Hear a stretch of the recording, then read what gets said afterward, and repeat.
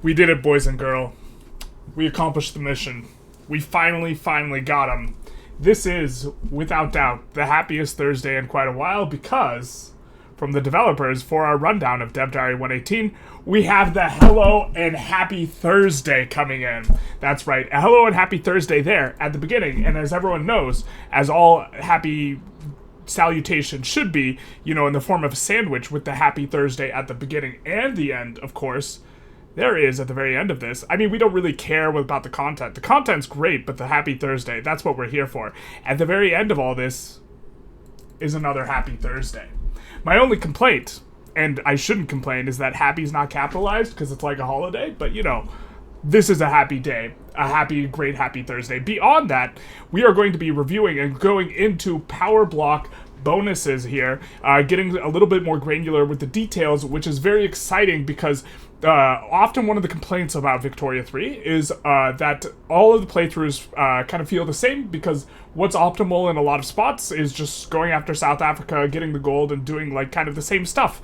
And what power blocks, I think, are really going to do is going to allow you to do different runs in different power blocks, and I think that's going to greatly affect the meta, and I think that this is incredibly exciting. I think that this Dev Diary is very, very exciting, and not only do we have the Happy Thursday, we also have the reminder of when Sphere of Influence with all this new content is going to drop, which is, of course, June 24th.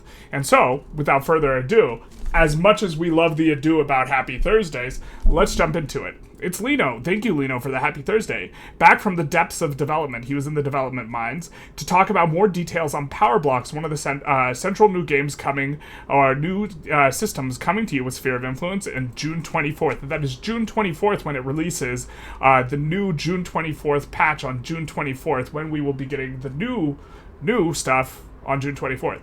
If you don't know anything about Power Blocks yet, I recommend you give my first Dev Diary on them a good look, because we're going to be referencing a lot of terminology today. We are not going to go over the first Dev Diary, but we carry it with us in our hearts. Small disclaimer for today's Dev Diary. You will see a lot of WIP values for modifiers and bonuses for special powers and so on. Take them all with a grain of salt, please, as we're in the process of touching these numbers right now. If you have feedback on them, we're happy to read it, though. We plan to adjust some values. In particular, there's one value that seems insane on it there. It was present on a screenshot in a previous Dev Diary. They've already acknowledged that it's going to change, and we'll point that out when we come to it. So, we have here identities for the power blocks. On release, there will be 5 different central identity pillars to choose from for your power block, one of which is available to everybody, even if you do not purchase the DLC. This one, the one that's available to everyone, kind of seems like the weakest just looking at it, but of course, disclaimer, I assume they're going to buff it. The identities differentiate themselves by a couple of things. All 5 identities have unique power that the leader themselves has access to, which is central to how the identity plays out. They have one or more unique effects on the leader or the members. The primary principal groups which each block needs at least one principal from are different, so you have to select at least one, and you can max out at 4 principals. And so one of yours is committed, and then some principal groups are only unlocked by a special identity. There are several identities that have 2 to 3 principal groups. I think there's 15 generic principal groups, and so you can kind of mix and match to some extent. We get to see a few of the generic ones, not a whole list, which I wish we had a whole list, but we won't. But this is going to be exciting as well. And how a power block's cohesion value is calculated depends on its identity. So, if it's a military one, for example, a military treaty, it's going to be more militarily based. If it's ideological, it's going to be ideological based. And so this should encourage play patterns that are distinct based on what you do. So, even though playing as any sort of different country tends to feel very, very similar once you kind of break out from the initial gameplay, because what's optimal for one country is kind of optimal for everyone unless you want to start RPing it up. What's optimal for each of these different blocks is going to be kind of different. And so in a sense, I think that this is going to give us effectively 5 playstyles that you can engage in, where optimal under that playstyle will be at the very least tweaked a little bit. A lot of these things will still be optimal in one case and in another, but this is very exciting. Even if you do not own Sphere of Influence, which releases again June 24th, the date where Sphere of Influence releases on June 24th, you can play as the countries that have the historic power block at game start. start, even if they are not a trade league. So this includes Great Britain, Russia, Ottoman Empire, and Austria. You can keep the principles their power blocks start with that you would not usually have access to, but you will not be able to expand them or replace them with other principles you could not usually pick. Okay, so most of these will be locked behind the sphere of influence expansion. Trade League being the free one, and Trade League looking like the weakest one. I really think they're going to buff it. Okay, so let's start off with Trade League. The bonus you get is 4 free trade routes, which is not very good, and it only applies to the bureaucracy. It would be intriguing if you didn't have to pay convoys on your 4 most expensive trade routes. This would be a bit of an interesting thing, where you just have 4 trade routes that can just get bananas huge. Hopefully not 4 bananas, because bananas, fruit's not a very good. But if you're like importing grain from China and that route can get unlimitedly large based on not requiring convoys, that would be an interesting play pattern. But it is, they specify that it's just bureaucracy. I expect this to get buffed. This seems kind of weak. And we see 2 primary principal groups, internal trade and external trade. There's going to be a separate generic internal trade, and one of the reasons I think the Trade League looks so weak, at least based on the values we're getting that are highly tentative and probably going to change, is I think that the internal trade for the Trade League is actually worse than the generic one. And this seems to be the primary thrust or reason to go Trade League, but let's get into it. The first big thing that we can see for the trade identity is their unique attribute, which automatically makes every power block member a member of the customs union under the party leader. Oh, I misread this. So this automatically makes it. So the thing is their internal trade does not create a customs union, but this automatically creates a customs union. That's interesting because it gives trade value for people within the customs union. So that's very strange. But let's continue, and maybe we'll get a little bit more clarity on that. But I misread this the first time before. And so you have to, for the generic internal trade, you have to get all the way to level 3 before you get access to having the same customs union. And here you just get it off the start with the Trade League. This lets you recreate a customs union pact functionality, which will be removed in the 1.7 update. Don't worry, for all other identities, there will be an alternative path that we get to, which will allow you to have a customs union. Next up, we can see that the block leader only affects trade leagues. In this case, 4 trade routes will be free of bureaucracy cost for the leader. This is just a weak bonus. It's like kind of nothing. I mean, it's good early on, but I don't even think you can form a power block up until the point where you would have a substantive amount of bureaucracy that this is basically worthless. In fact, I'd almost rather just like not even see it in the UI and not get the bonus. That way I don't have to read as much, because everyone knows we're here to jam, not to read. Also, the internal trade principal group is unlocked by this identity and is in fact one of the Trade League's primary principal groups. One of these primary principal groups is required to be picked from when you form your own power block, and so you can form either internal or external trade. Now, this customs union, I thought that this was not on the internal trade group. It's in fact on the Trade League. And so maybe one of the advantages of Trade League is that you actually don't need to pick up the internal trade principal group. You instead pick up external because you need to use one of your primary ones. But then you can get a customs union without needing internal trade. If you think internal trade as a group is bad, but you still want to have access to the customs union, maybe there's something to this here.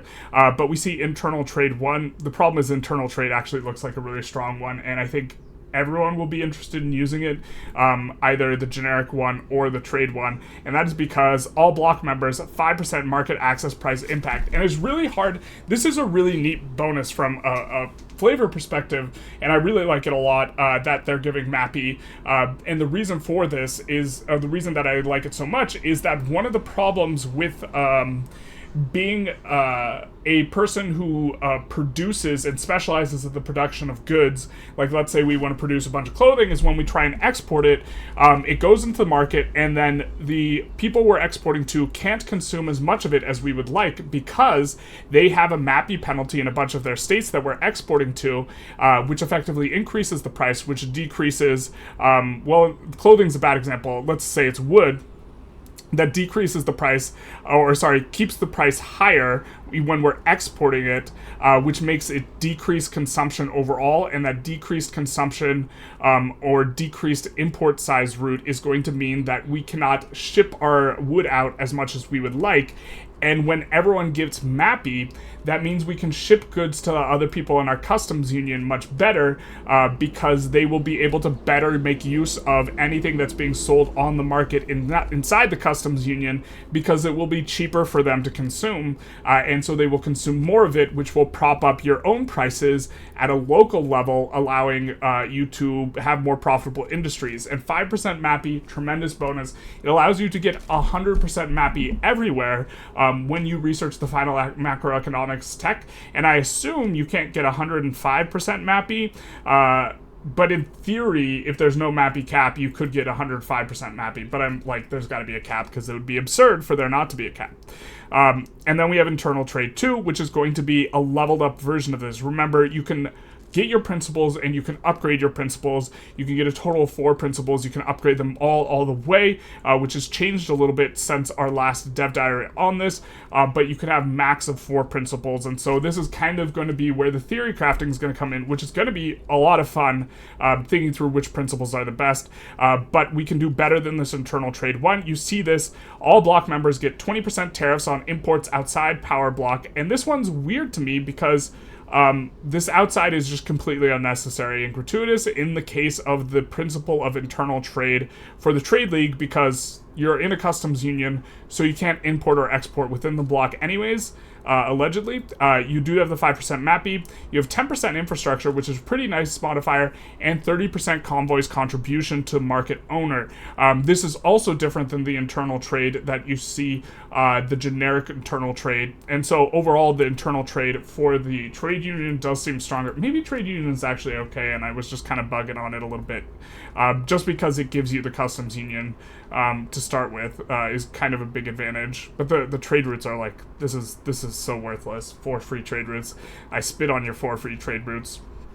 Okay, and then we have finally the third level, which is going to give the infrastructure, and it's going to give convoys contribution to market owner, and minus convoys cost of port connections. This is a big one. It will allow you to trade a lot more. This is distinct from the generic one. We'll get to the generic one in a little bit. Actually, I think the convoys contribution is the one that is not on generic internal trade, but other than that, generic internal trade looks very, very similar, and I think is going to probably be better, one of the better principles. So of your 4, I have to imagine most people will be taking internal trade, because MAPI is an incredibly strong modifier, and I don't hate this. Also, just having your subjects consume a lot of your goods is going to be really good, and then also building in your subjects' states is going to be more valuable for you in every single way if everyone's getting the MAPI. So I think that this is a really strong way to stimulate trade between countries, and I'm thrilled that they put the MAPI in there. As you can see, the first tier comes with a heavy hitter in the form of a bonus to market access price impact, also lovingly called MAPI, definitely with love, for all block members. Growing convoy contributions to the power block leader can be seen alongside tariff increases and other infrastructure improvements due to the harmonization of regulations within the block. Just like to point out that I think tariffs is just kind of not a very good modifier, because a tariffing strategy is not particularly strong. However, I think it'll be fun to take a crack at trying to do a tariffing strategy with, a trade league. I just don't think it's going to be good. It hasn't been good in the past. Generally, manipulating prices is more useful because you cannot effectively engage in arbitrage, especially when you are having to deal with a MAPI penalty that other countries will be suffering. And arbitrage, I mean importing from someone and then exporting the same good to someone else, which I think would be fun to play with a trade empire. I think MAPI negatively affects that too much. You can't facilitate logistics as a matter of role play or like execution in game, really. Okay, the other primary principal group for trade leagues is external trade group. You see minus trade route bureaucracy clause with another trade power block member. So this one I don't understand, because if you're external, unless there's a generic external trade, maybe there's a generic external trade, but within the context of looking at specifically this trade block. Trade route bureaucracy cost with another power block member. You can't trade with another power block member if they're inside your customs union, so I don't know what this is going to... this doesn't mean anything. Obviously, work in progress, going to be replaced, but that doesn't mean anything. All block members have minus trade route bureaucracy cost and increased trade route competitiveness. Trade route competitiveness, honestly, is a feature that's somewhat opaque. It definitely feels helpful, but it's hard to quantify. I don't know exactly how it works, and to be honest, it's something that I've been meaning to take a closer look at. So I need to take a closer look at that. I don't think that trade route competitiveness is incredibly strong, and the better way to increase the volume of your trade is to either increase or decrease the price of the good within your market, and that is the better driver of volume of trade rather than competitiveness, and that is the better driver of margins. But it does let you effectively... you get to trade first at the better price before other countries do, is the idea, but other countries don't produce a lot, they don't trade a lot. But maybe, with you building in other countries a lot and them actually engaging in trade, maybe trade route competitiveness gets better in 1.7. There's going to be so much different as the result of you being able to build in other countries, so maybe this improves. Note that in some cases, a customs union in the block, the bureaucracy cost is not going to actually provide any benefit, but since you can use it outside the trade league, it will provide you benefit there. Okay, so we do see a little bit of... you can use external trade. I feel like you would just want to use internal trade over external trade as a principle if you are using something other than a trade league, but okay, let's keep going. Here we see the unlocks influential trade center for a trade center in a modifier. We don't know what that is going to mean. It might give you a bunch of influential trade center. If it gives you Mappy, that is maybe really good. If it gives you migration attraction, it's maybe pretty good. The problem is you don't have too much control over where your trade centers crop up, except based on kind of your trading activity a little bit, but you can't spam trade centers in any sort of way, as far as I can tell, except by just trading with as many different partners as possible, but you can't target spam them. And then if we scroll down, we see that we will get unlocks influential trade center. I don't see where external trade 3 is different from external trade 3.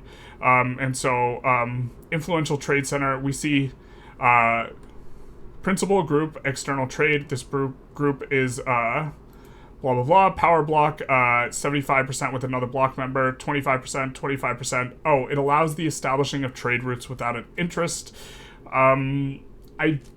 I mean, I think that as part of a greater strategy, you're supposed to farm interests really, really, really aggressively so you can reverse sway. And so I'm not sure how strong this is. I think it's probably not worth the principal slot. I think the entire thing's probably not worth the principal slot. And that you would just choose internal trade, and you're forced to choose one of them when you form the trade league. But those are kind of the trade league ones. Both the trade league ones being available generically is also maybe a little bit of a strangeness, but okay. Due to the unified trade policies, various improvements to trade routes can be found in this group, but we also see a new thing in the list, which is unlocking the new production method PM for trade centers. When selected, the PM will replace the base PM since it's an upgraded version of it and will provide you with a bonus to influence. Okay, so we do see a little bit of detail as to what it is. It's going to give you bonus influence, which... how valuable is... This actually might be really valuable. So, this can allow you to constantly float max influence to get minus 25% infamy decay, which is something that's relatively attractive, right? Because it allows you to declare more plays and stuff like this, and more influence will also let you bankroll more people. Maybe you can make a play tall, trade money moves type thing while using this. I mean, overall, it seems not that strong, but maybe I'm underrepresenting. I suppose it depends how much influence you're getting from this, because being able to float and being able to bankroll multiple people and use that bankroll to push people around so you can build in their country, maybe there's a play pattern where getting gobs of influence in this way is really, really, really valuable. And then also, you can make sure that you get more trade centers by specifically getting treaty ports. I think if you just spam treaty ports all over the place, I think they will almost always have a trade center in there. And so maybe there's like, you can play Maybe we'll have to try out a Panama run where we play just single state of Panama. We try and get a bunch of treaty ports. We use those treaty ports to give us a bunch of diplo, and we try and push around the world. Something like that might be interesting. That should make it easier for even smaller member countries to ingrate and trade across the globe. Again, this would be valuable for getting the trade routes without an interest, although getting a bunch of treaty ports I think gives you interests. I think that this is not as valuable as the influential trade center modifier. But okay, the last thing that is specific for trade leagues is how their cohesion value is calculated. For this, we look at the leader's GDP share of the total block GDP. So all you have to do is run the line up to pull people in. The higher the leader's share, the better their cohesion. Then we apply a penalty for each shortage that's happening in the market. Big yikes. To compensate for this, we are adding a bonus on top producer for each of top producer of goods, rank 1 to 3. So overall, this seems interesting. And excited to see how this plays out. But GDP is an interesting one because if you're building other people's countries, you're not going to have as high a GDP. But you're going to own a share of their GDP. It'll be interesting to see how the cohesion is calculated when you're owning a bunch of other countries' GDP. But anyways, this is there's a lot of moving parts in here that are going to be super fun to suss out. Very excited for Sphere of Influence coming out on June 24th, when it comes out on June 24th. Sovereign Empire is the next one, which the UK starts with. We see here minus liberty desire, and this is applying to the leader's subjects, even though the way it's worded is funny. I think they mentioned that it's worded funny here. And then mandate progress per great power and can subjugate power block member is an interesting one. And I'm wondering if it overwrites, normal restrictions on subjugation where you can't subjugate major powers. If this overwrites it and makes it so you can subjugate major powers or even great powers, that is a tremendous modifier.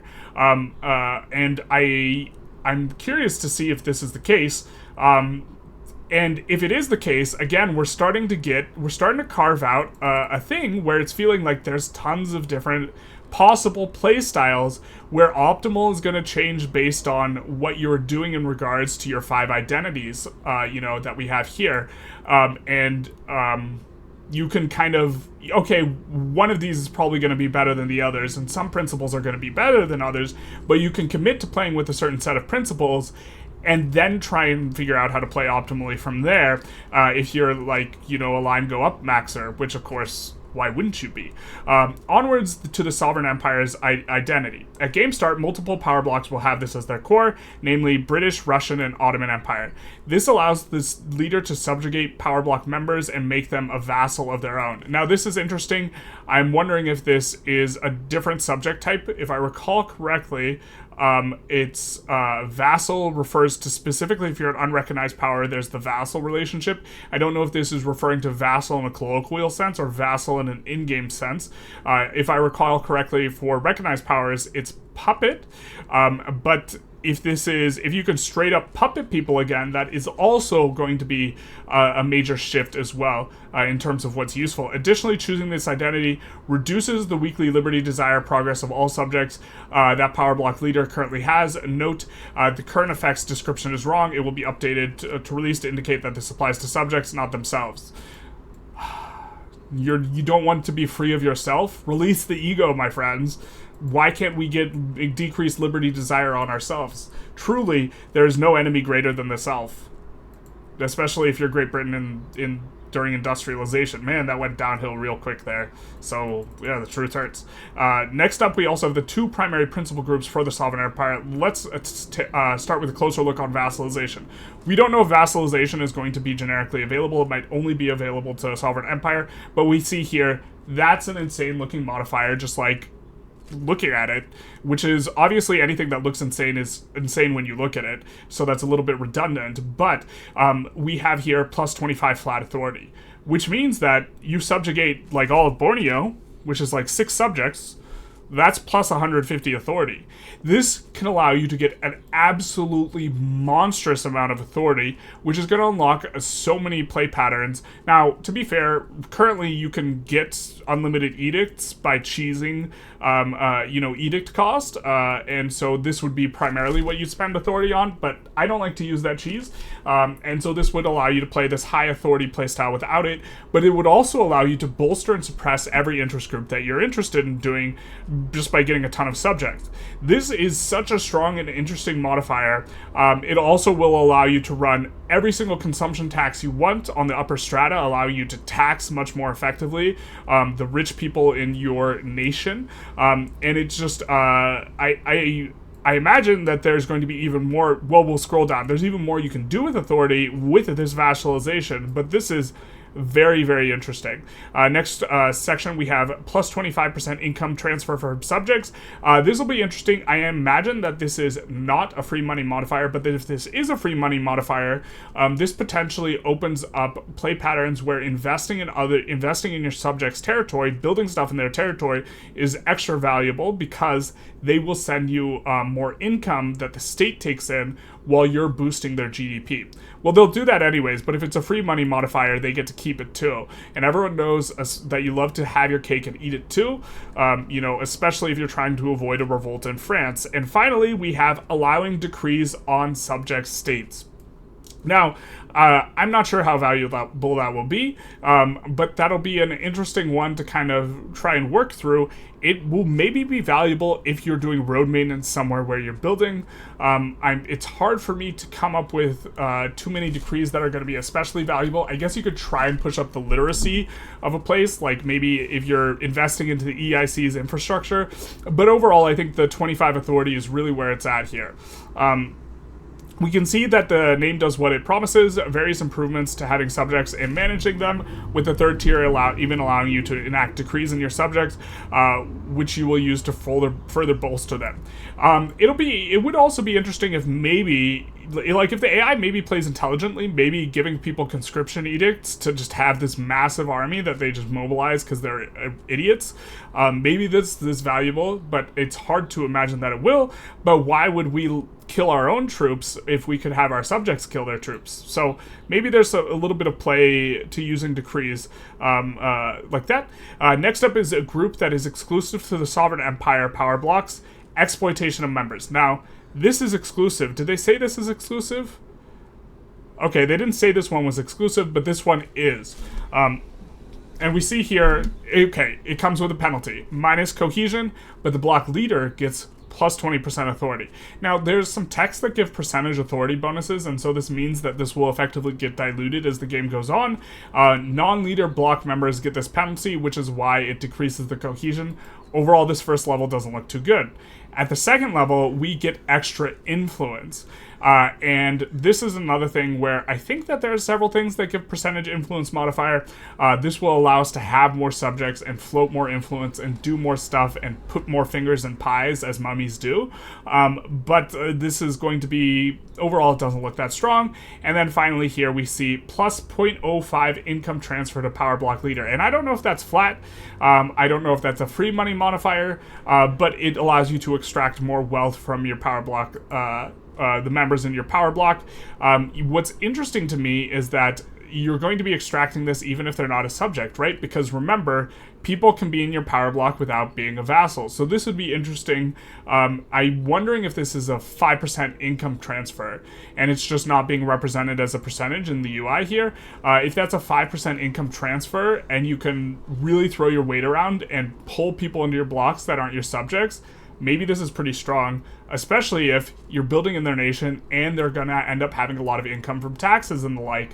And by building in them, you gain the ability to pull them into your power block. This is also going to be significant if we say, for example, we build in Spain and maybe, we're not sure yet, can subjugate power block member. Maybe this always applies, and so maybe we build a ton in Spain, we get them in, we have exploitation, they start paying us 5%, and then at an opportune moment, despite Spain being a great power or a major power, we're able to subjugate them in a timely fashion, something like this maybe. Here we will see the benefit of the groups that comes with some penalties for regular members in favor of only providing the leader with benefits. In turn, since members will not enjoy that, the power block's cohesion takes a hit. Makes sense. So you'll need to evaluate if the benefits outweigh the costs, or if you need to find other ways to cut down the cohesion penalties. Again, I don't think that this is going to be. I don't think that this one seems very good. Speaking of cohesion, for sovereign empires, you will have to manage your subjects and strengthen your prestige. The highest liberty desire among the leader's subjects imposes a penalty of equal value. And I don't know if this will be multiplied by the power of the subject, but it should be.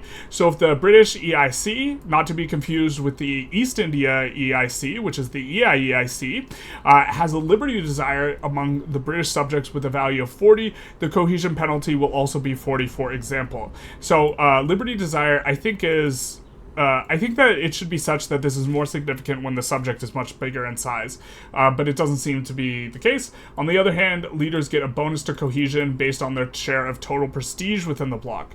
And so here, you see that increasing prestige is valuable for the purposes of maintaining the cohesion of your block, whereas the trade league, it was valuable to have high GDP. Next up, we see the military treaty, which is going to be the third out of 5.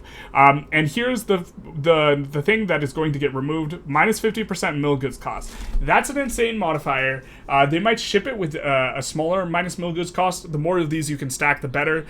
China, I think, could get minus 20%, and I think you could get minus 15% from running peasant levies, and I think you could get minus 5% from your companies using the generic weapons companies. So if this were in game, it would allow a minus 90% military goods cost, which would be nuts, because that's a free money modifier.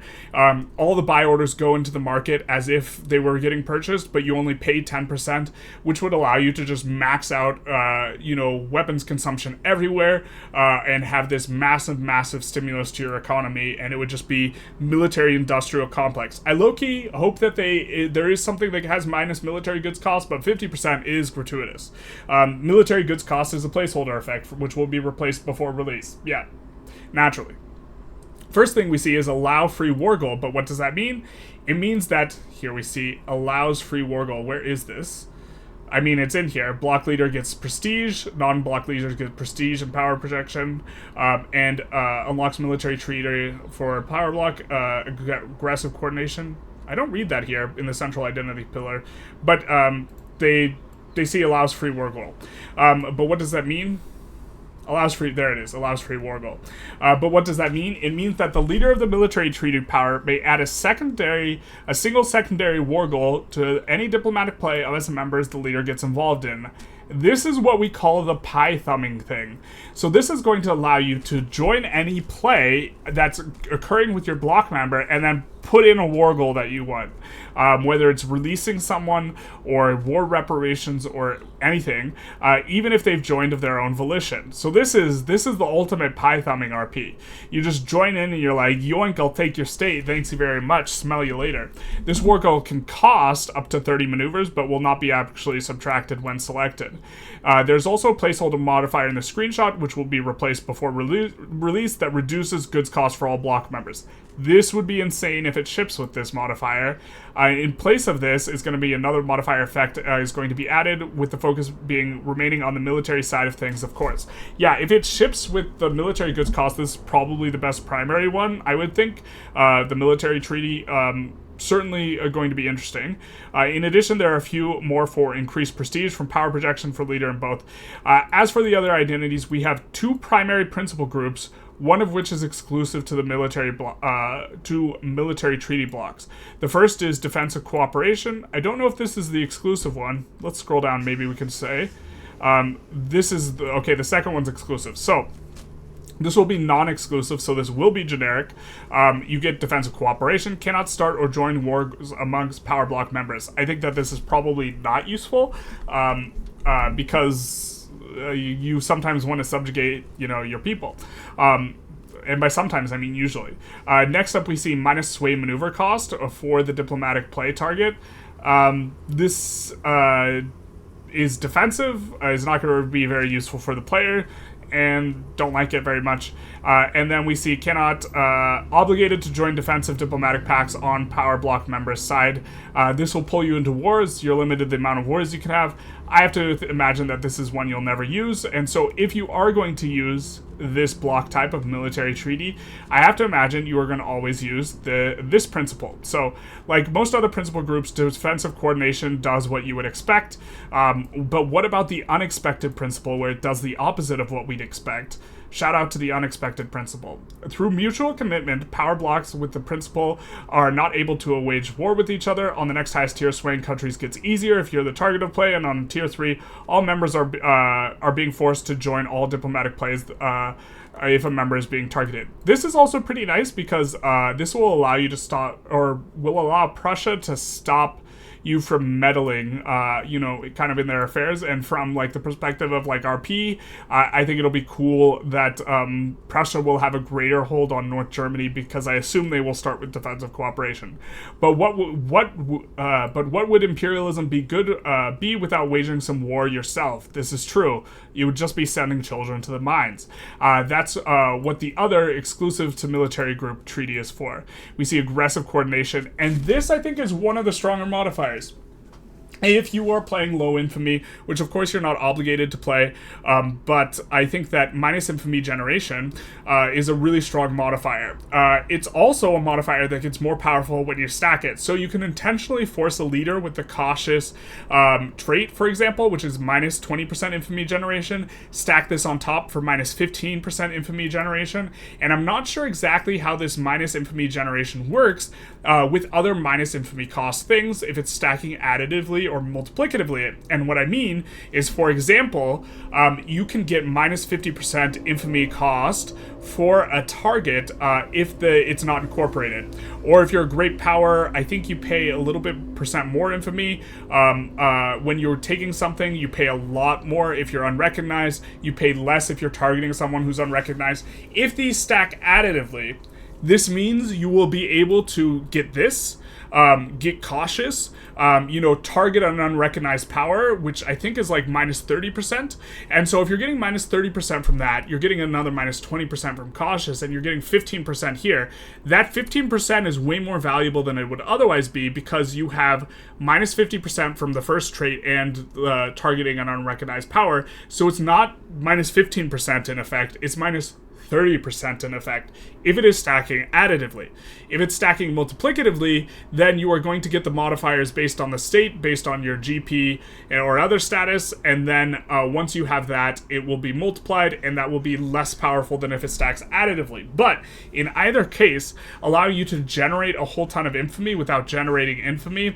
That's what we call the art of the deal, the art of the steal. Mr. Steal your territory. And so, continuing on, minus a war goals maneuver cost for the diplomatic play initiator. I don't think this is all that strong. It will allow you to full annex people better, which is maybe useful. It certainly seems more useful once you turn high infamy for world conquest, and so this actually plays nicely whether you're high infamy or low infamy once you have the second level principle, and then you have minus 15% infamy generation as well. It's also useful for busting people up, I suppose, because you will be able to release a lot more countries, but overall, I think that if you're playing in a low infamy playstyle, generally you're not taking an enormous amount of things from people, and you're not using all your maneuvers. But anyways, the first one still seems extremely strong. And then we have aggressive coordination level 3, obligated to join all diplomatic plays on power block members' side. Don't like this one because it forces you to babysit the smaller powers and gives minus power block cohesion. Seems pretty bad. I think you would keep it at aggressive coordination 2 or 1. Ranging from lower infamy generation to forcing a new every member to join diplomatic plays of every other member. This group is for you if you're planning to conquer the world. Unless they make it so you can be in multiple plays at once, the obligated join things is really obnoxious, because if you can't declare your own plays, it's frustrating. Beware the cohesion penalty on the third tier due to members not wanting to go to war constantly. That certainly makes sense. Cohesion in military treaty blocks is dependent on the leader's share of the block's power projection, which means you will have to field a way larger army than you normally would, and you can also, generate an enormous amount of cohesion by doing that. And so, this is, again, encouraging a different playstyle, similar to how prestige works for the sovereign empires in that regard. Okay, reduction to cohesion are based on being the highest infamy value in the bloc, and the country with the worst relations with the leader.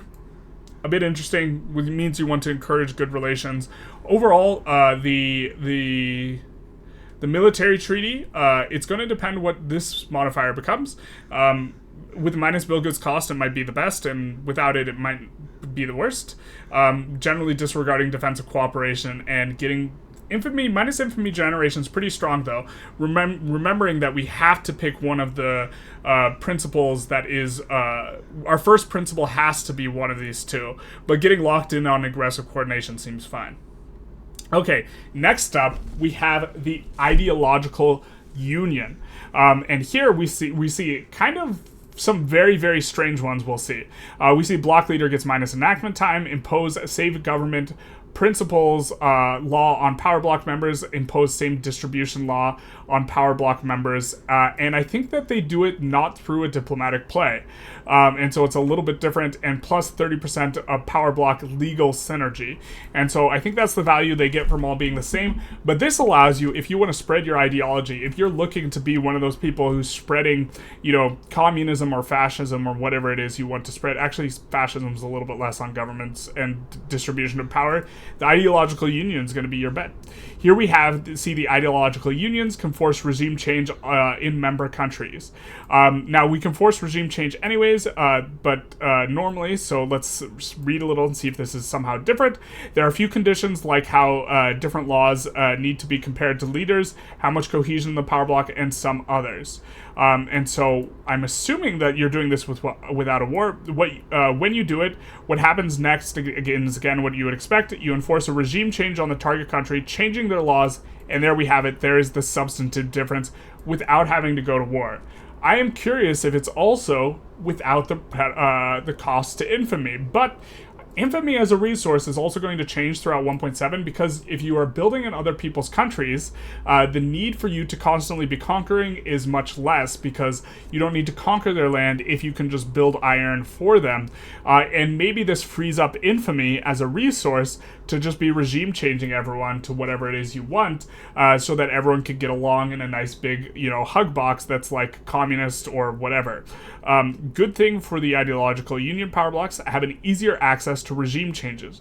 Because of one of the negative cohesion factors for to these blocks is the country with the biggest difference in governing principles and distribution of power law groups compared to leader. A positive factor is found in the form of the leader's legitimacy.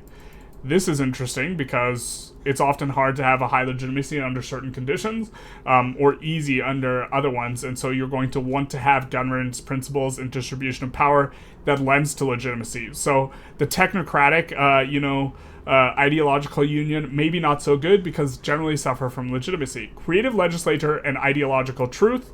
That's truth with a capital T. I see it. We both know that this is, this has extra meaning in the field of philosophy, and this isn't causing us any sort of internal trauma reading truth with a capital T, knowing that the truth with a capital T having extra meaning than truth with a lowercase t, and it's just like, just existential crisis when we read the capital T truth. And this is way too long a tangent. It's no longer funny. It was never funny to begin with. The truth isn't funny. The truth hurts. And so, are the two primary principal groups... Oh, it's capitalized because it's a title. Okay, just kidding. Are the two primary principal groups for ideological union power blocks, with the latter being exclusive to them? Okay, so ideological truth with a capital T will be exclusive to the ideological union. Proceeding on, we see minus enactment stall chance. That's neat. Now, I don't think this is very good, because I think you can kind of get the laws you want, especially with the cheese of, abdicating to a revolution, or resigning from office to a revolution, and enforcing the revolution's demands, making it really easy to pass laws right now. But minus enactment stall chance, all block members. And so forcing people to change laws when they have a lot of resistance to it and then them having less stall chance, this might be more what it's useful for, more so than useful for you. But then we see at level 2, it will give minus preserve law support, minus restored law support, which makes it easier to avoid the revs. Not especially useful if you're trying to cheese revs, but is more useful if you're trying to impose certain laws on your subjects. The interesting one for me is going to be, does this allow you to force people to open your borders better when you are sharing a customs union? Because if you could open their borders like the loud car is opening the gas on the throttle, if you can open the borders in countries that have closed borders easier because of creative legislation, this can help you solve population problems, and it would be interesting if this is a dynamic that plays. And finally, we have creative legislature 3, plus 100% maximum law enactment setbacks. So instead of 3, you're getting 6, along with the other bonuses. Overall, seems kind of weak, is not the one that's unique, it is the generic one. For creative legislator, we're going to see bonus to enactment of laws. It allows you to have more setbacks to the third tier, especially essentially giving you another roll at it. This sounds like 3 more setbacks. Another roll sounds singular. I'm assuming it's extra, but in addition to the reduced stall chance, making the process proceed faster. Also, it reduces the movement spawn chances that would undo the work that you are trying to do with the enactment of your desired law, except when you're trying to force a revolution so you can abdicate it, so you can force the law to pass that you want to pass, then it would actually be a negative. But again, if you're trying to force your subjects to pass laws, as you can, this would be more useful because it's going to apply to all block members.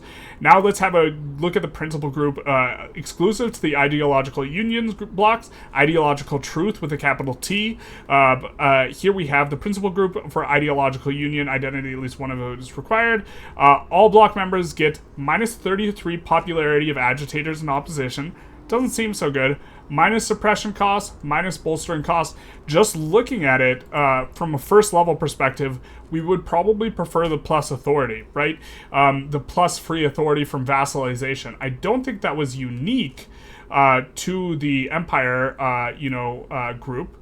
We can scroll up and take a look, but just kind of looking at it, I think that vassalization was not unique to the Sovereign Empire, and plus 25 authority per subject, I'm guessing, is going to generally net you more authority than a decrease on bolstering or suppression. But we love suppression, we love oppression, and so maybe this is good for RP, or maybe ideological truth has better enough bonuses kind of as we scroll down. We see plus 20% party whip impact on ideological incoherence. I'm not sure exactly what this means or will apply to. Is party whip a new mechanic? Am I missing something? I'm not sure what this means. Or if this is just makes it so ideological incoherence is part of your coherence thing, trying to keep everyone together, and this helps, and there's a whip is just the second biggest. It says party whip, so I assume this is an internal politics thing, and I assume it just makes you have higher legitimacy, but I'm not sure exactly to what this refers. And then down here we have plus 25 minimum legitimacy, which means you will never dip below 25 legitimacy no matter what you do at any point in time, ever. You will always be able to keep passing laws, which is not always a good thing. Sometimes you actually want to stall out and stop passing a law, and you actually slot out so that you have under 25 legitimacy so it can't progress. If you need to wait to pass a law for whatever reason, like if you're passing collectivized... if you're researching macroeconomics to get the very last company slot while passing collectivized ownership, and you actually don't want to pass collectivized ownership until after you finish macro, would be an example, because that gives you one more free permanent slot. That would be a circumstance. But overall, this doesn't seem that good. And this one doesn't seem that good, so this makes the ideological union not seem that good, which is great, because then we don't have to worry about capital T truth. And so we can sleep easier at night.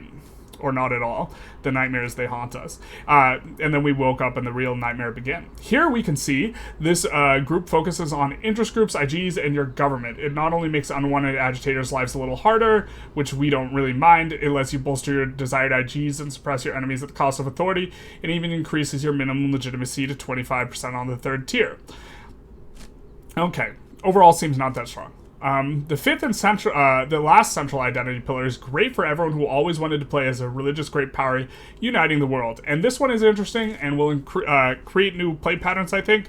Also with 1.6, changing migration to allow mass migrations, even if you have discrimination based on religion, has made religion actually seem viable, if not semi-meta. I think generally the Intelligentsia bonus is better than most countries' devout bonus, but if you have a particularly good devout bonus, maybe you don't mind giving up the Intelligentsia. And so, okay, let's get into it. All block members get plus 20% conversion, unlocks religious convocation for the power block structure statue in terms of production method, unlocks divine economics. And divine economics is one that seems very, very interesting to me. Religious homogeneity, I can't pronounce this word, is what the power block identity strives for. It allows the leader to impose their state religion on the other members. This is something that is new and super cool, and also funny. Funny how? Funny like a clown. It's funny because you can cause them to discriminate against all of their pops if you force them to swap religions, right? If you force them to swap religions, they discriminate against all their pops radicalize, they all mass migrate, and they all come to the true faith land, which is, of course, your land, so that they can be discriminated in your country instead of, their home country, where they started to get discriminated against because they weren't your religion, which you forced it on their home country. That's good living. That's clean eating. It's a unique diplomatic action which will set a member's state religions to the leaders. Similarly to other power block actions, it requires a certain cohesion and prestige value and cannot be used immediately on a new member. This is going to be hilarious. Just causing massive unrest in a country by making everyone discriminated, and then they up and leave and migrate where they're discriminated. Yeah, just they're here because you forced them to change religions, so they left their homeland to come to your place in hopes of a better life, but instead they just get more discrimination. Here we go. The religious convocation identity also boosts the conversion rates in all members, which goes nicely with your power to convert power block members, except you don't want them to convert, you want them to generate a ton of turmoil so that they migrate. For release, we're supplementing this effect with another one, likely along the lines of reducing radicalism. Boo! Boo! Don't do that. Embrace the meme of forcing everyone to be discriminated against. Its primary principal groups both deal with the involvement of church in different aspects of life. The first of the two is exclusive to the religious identity. You have to do the religious identity to get this one, which is... I think that the exclusive ones we've seen, none of them have been extremely good. And so let's jump into this. Divine economics. Where did that money come from? It came from God. Here we see plus devotee trade route competitiveness, plus 50% income transfer from heathen subjects, which is interesting. Now, obviously, you're not going to be converting people if you're really trying to leverage this.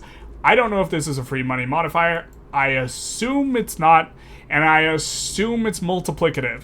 Currently, you get depending on your subject rank, you get either 20% or 10% income transfer for them.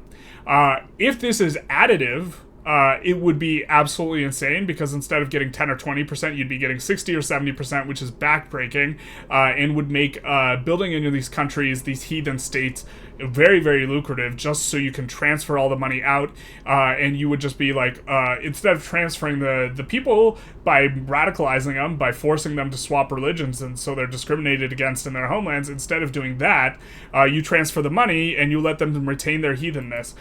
Notably, I'm not sure exactly how the heathen mechanic will work, whether it will just be not being your religion, or it will be the traditional understanding of heathen, where all the Christian religions, Catholic, Protestant, will be not considered heathens of each other. But okay. If that's the case, then it will be curious if you're trying to maximize the heathen subjects you have for maximizing this income transfer. Then it'll be interesting to think what are the best countries to do this with, because you will be able to subjugate the biggest people while still retaining them being heathen, if that makes sense, or put them in your power block.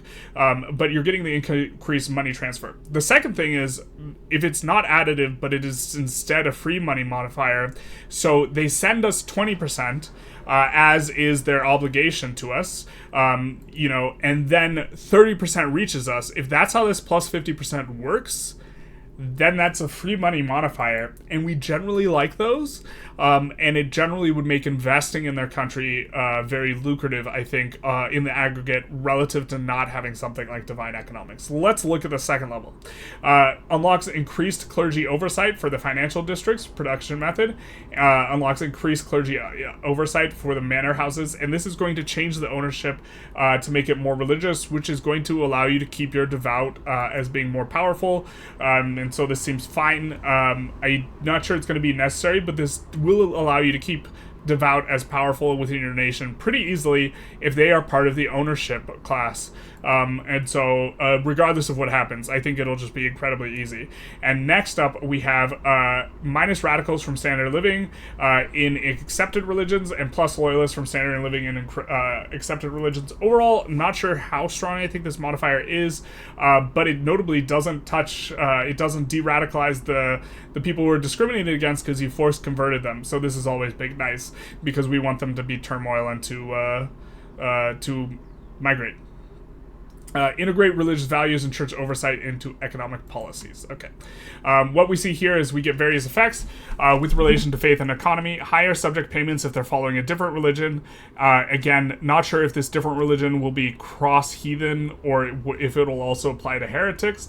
But on the flip side, higher trade route competitiveness if they are following the same religion, for example. Devotee trade route competitiveness. This also, I guess this is only applying to people inside the trade group. I think you want to generally have a single market, which decreases the value of the trade route thing, because if you have a single market, it's not going to have a thing.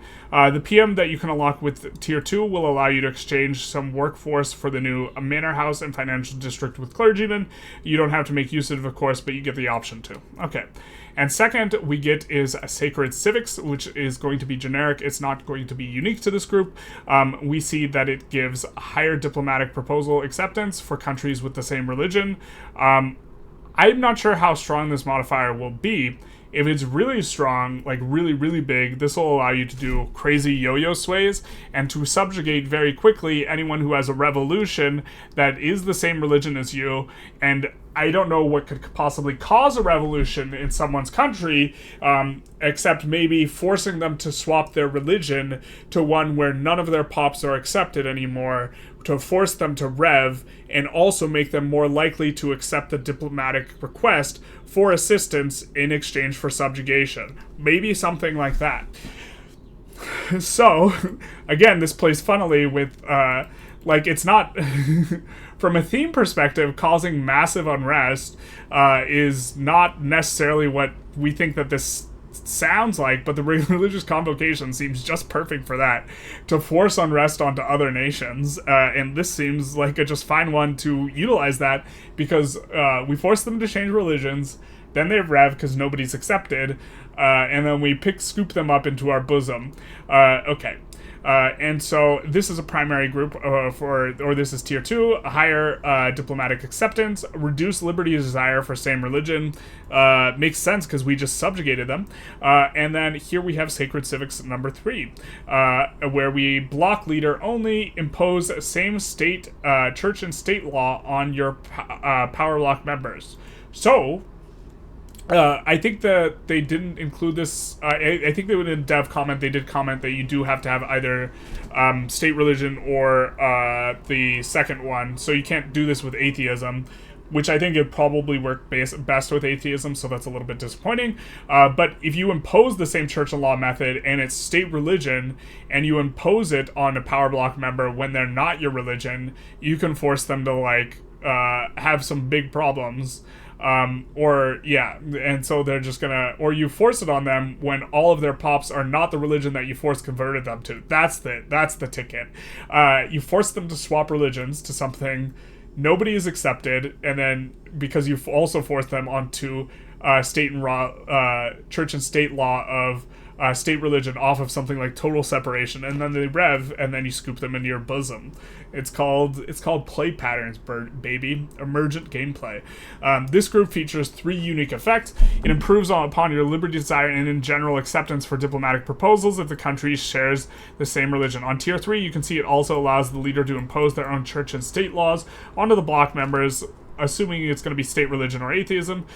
Cohesion of religious convocations has a few factors as well. First, it looks at the leader's devout IG clout to determine a bonus to cohesion. So I guess you do want to turn on the ownership, so you do kind of care about which devout you have. Secondarily, we add or subtract cohesion based on the lowest share of population in a bloc member that follows the same religion as your leader's religion.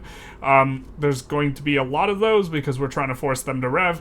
So if you have a member that has 0% of their population following the same religion as yourself, you don't say, you will get a penalty, but if you are actually able to have the lowest member be 50%, you will get a bonus instead.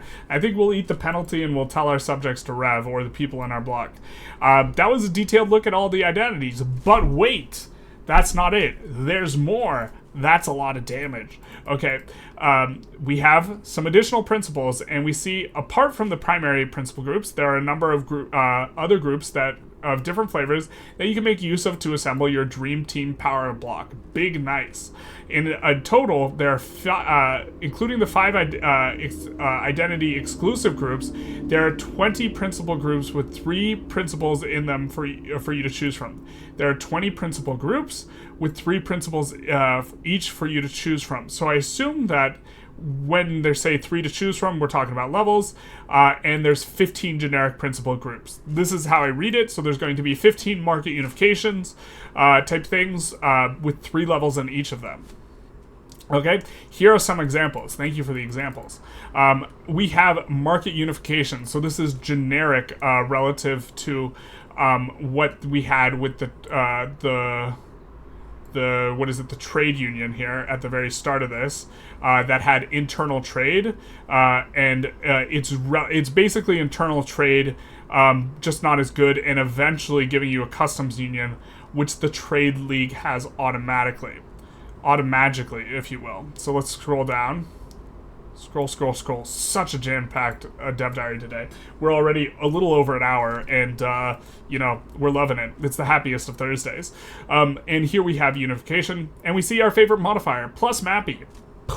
That's all we need, baby. Already insane. I'm assuming everyone who is not... I think that everyone takes this market unification, but we have yet to see everything, so maybe there's a situation where you don't like Mappy and having a customs union.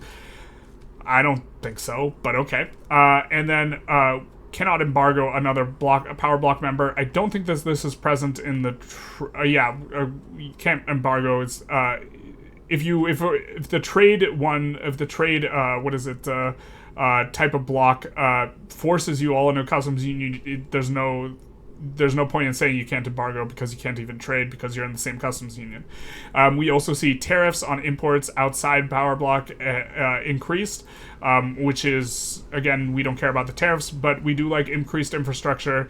Increased infrastructure is actually a modifier that plays well with railroad companies as well, because it's a multiplicatively effective at increasing infrastructure, because if you increase railroad throughput, and then you have you're getting 120% railway kind of output, what you will end up having is this 10% will give you, instead of 10% more on your railways, it's effectively giving you 12% more, because it's acting multiplicatively on the flat infrastructure you're getting from it.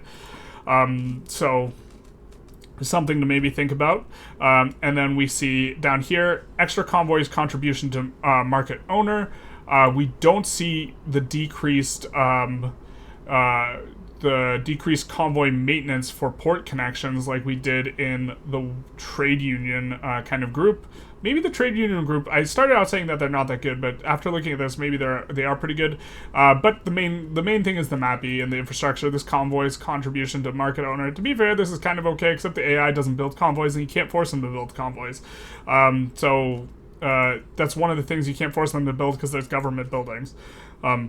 Otherwise, you'd force countries to spam universities or something until you collapse them, and that'd be kind of amusing. This principal group is the alternative route to get a customs union without having to pick up the trade union central identity pillar. Oh, that's right.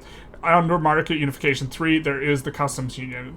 I had not read that the Trade League had it just generically access to always, but this one, eventually you do get a customs union. So the market, the MAPI, the customs union, the infrastructure, all these seem pretty good, and I think this is going to be kind of the slam dunk that everyone takes if you're not in the Trade League. If you don't have a trade league. It comes with a few other bonuses on the lower tiers, in particular the 5% MAPI bonus, as we've seen in trade union exclusive groups.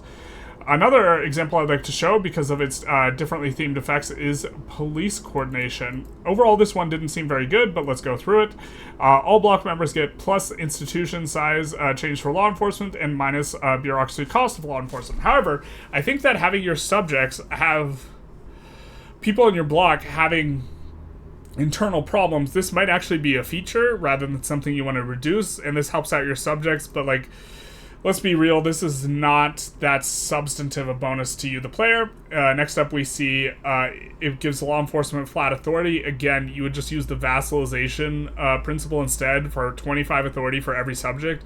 You only need 2 subjects for that to pay out more. That really seems like a kind of strong modifier. Which also encourages you not to annex people, so it's going to be interesting. The UK is going to have a ton of authority on Game Start if they have that. And then we see an additional minus 5% political movement radicalism. Again, sometimes you intentionally want revs to happen, although this is like generally a good modifier, but overall police coordination seems pretty weak. This group provides you with multiple positive effects for the police institution in particular and upgrades its effects. The plus 50 authority and reduction to political movement radicalism is applied to each level of the institution. So it's minus 25% movement and plus 250 authority. So the deeper you go into this, more you will profit from it too. Okay, I can bite on 250 authority being decent. I still think you can get more out of the vassalization, but it would require you to vassalize 10 countries, which is kind of a normal thing to have through normal play. So I think that this principle is probably weaker, but 250 authority is a little bit better than I thought it was, but still probably not very good. The last group we will show you today is called Releasing the Kraken. This dev diary was going so good, no mistakes, but he misspelled Releasing the Kraken, and that is, of course, Releasing the Kraken level 1, aka foreign investment, for those of you who don't know how to read, but this says Releasing the Kraken. I know it might not look like that, but that's what it says, I swear. You release the Kraken, the great octopus, the great tentacle monster, and you start putting your thumbs in everyone's economic pie, and you get foreign investment just immediately, and I think that this is going to, you get foreign investment, everyone gets foreign investment within each other.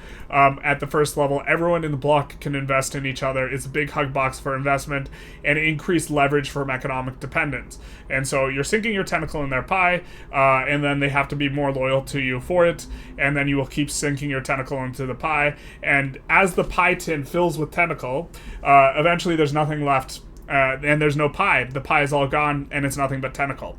And so, moving forward, we also see all block members get minus 50% cost for nationalization. Now, remember that this is going to cause a diploplay when you force nationalize everything. However, you being the big, strong, independent octopus that don't need no man, you're probably strong enough to, much stronger to enforce this on your subjects or the other members of the block, and then get minus 50% cost for it while avoiding it getting enforced on you, which means you first attract a ton of investment from them, and then you say, yoink, yoink, thanks, I'll tentacle that myself, and you just take their investment for yourself. So they build a bunch of chop shops in your country, you nationalize all the chop shops in your country that have been built by foreign powers, and you go to the bank, and it only costs you minus 50% cost, and then you let them foreign invest in you some more, and then you just seize it all. And in this way, you get a whole bunch of free construction, which if it's free, is for me. And so it's the art of the octopus in the great tentacle monster. And then here we have foreign investment level 3, which gives foreign investment rights owner and power block member with lower rank.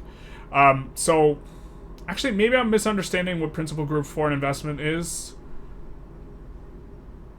Does it automatically give you it? So this might not automatically give it to you, and then foreign investment rights instead explicitly gives it. But I believe you can make this diplomatic arrangement even on lower levels to let people invest in you just so you can nationalize it later, which I think that this is maybe going to be a strong way of playing with the block.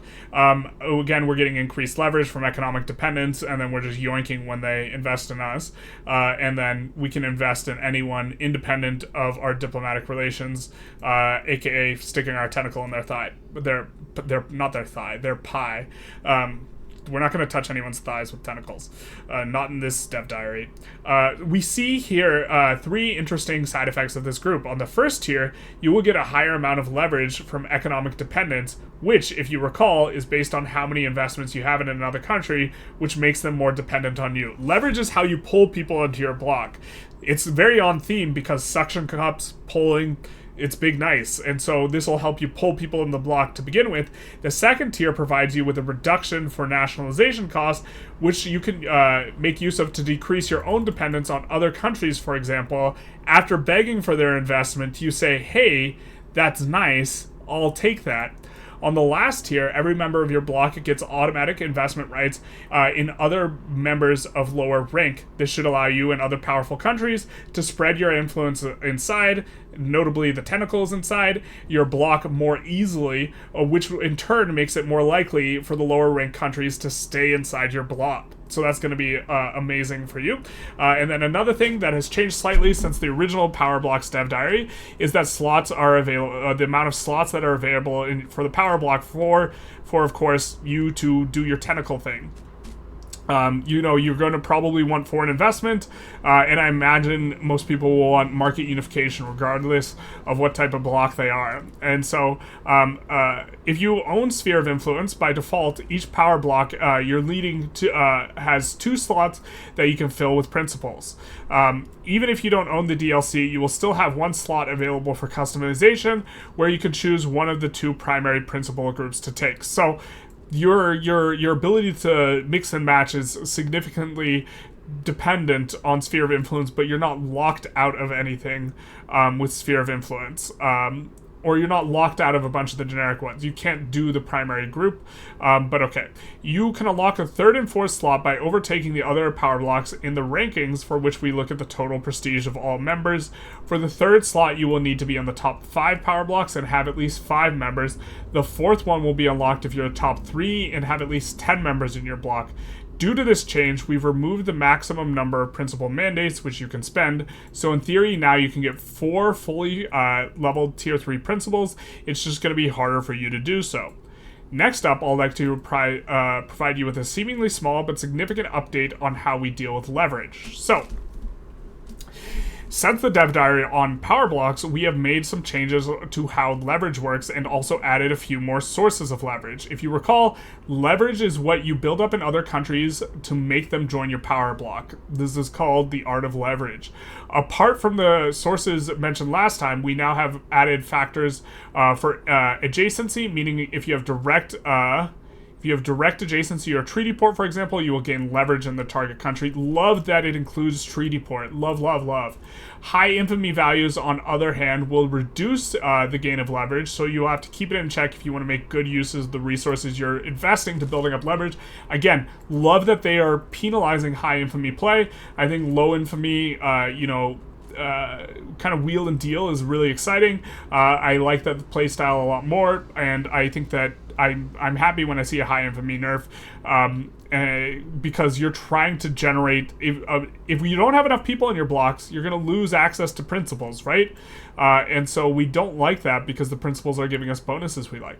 Various other diplopacts will now either provide or reduce leverage you can build up in other countries, maybe defensive pacts, alliances, stuff like this.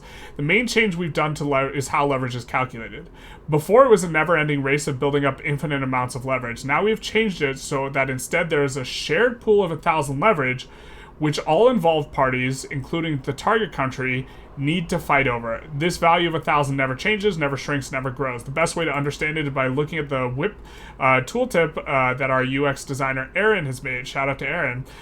Here we see leverage advantage over Greece. A ton of it's in the British Empire. And we see the current leverage is going to be minus 490 for the British Empire. I guess very little of it's in the British Empire. We see... Oh, okay. The difference between what the British Empire has and the primary person Greece has is 490. The leverage that Greece has over themselves is 584, which is this big leverage, and we can see that it is trending, or like leverage is going to be decided from an equilibrium. It's trending towards Russia pulling Greece into their sphere of influence, as it were. Here we see, from the British perspective, how leverage over Greece is currently split up and what distribution it is trending towards. In the upper bar, we see the current leverage situation, and we can see that Greece is currently able to stand up for itself, strong, independent octopus that don't need no man, against the blocks trying to influence it. Its value of 584 is 490 higher than the British value, and therefore currently at 94, resulting in 9.4% leverage. And this, which is therefore at 90. Okay, the British is at 94, and which is 9.4% of the 1,000 that never changes. The Greek value is also directly translatable into the leverage of 58.4%. The target country's share is called unclaimed leverage, since it's no power block is taking it for themselves. If no power block was active in gaining leverage in Greece, this could barely ever be the case. The leverage share would be 1,000 for the unclaimed, or 100%. What is actually happening in that situation, though, is that all 4 power blocks currently have higher leverage factor, which is kind of like a leverage, which is kind of like a leverage income, that Greece has resistance. They might have a bunch of diplomatic agreements with Greece, or trade, or have one-sided diplomatic plays with them, for example. So over time, the Greek share of the pie will decrease. This is, of course, as the tentacle goes into the pie necessarily comes out of the pie tin. This is how we explain it, and this is the technical understanding for it. Their pie will, of course, decrease as the tentacles enter the pie. While all power blocks in this case will make gains and expand their influence over Greece eventually, and if nothing about the situation changes, the resulting situation will be depicted in the bar on the bottom of the tooltip. The Russian Empire will have roughly 40% of the leverage share, and then will be likely able to invite Greece to their power block with a good chance of success. I think we saw one earlier where you have increased chance of success with same religion, and so maybe it's very easy to expand because you don't need as large a share for an invitation. You can, however, hover over each bit of the bars to get more detailed information on how the depicted share is calculated. This system makes leverage something worth fighting for, even if you are late to the party, because no one will be able to accumulate mountains of leverage before you try yourself to get active in the country. So this is 1,000 split pie thing, split between all the tentacles. This is, in terms of gameplay, this seems a lot better, because again, if you're late to the party, if you didn't start out, they won't have accumulated a ton. It also makes it possible to not only build up more leverage, but reduce another power block's leverage share by taking the tentacle out of the pie tin, at which point the pie tin immediately regrows new pie by having more positive leverage factors going for you than they do. So sometimes you can regrow your pie. Another thing that we'd like to be able to bring your attention to is a few examples of how leverage is tied with our narrative content. In particular, the Great Game content was presented to you in the previous dev diary for the Great Games and Graveyards of Empires. For example, in the Afghan unification, if you appeal to Great Britain or Russia, This will create leverage on your country for their respective power blocks. Really, really cool how they're using this, because you want to try and stay independent. You want to have as much pie in your tin as possible.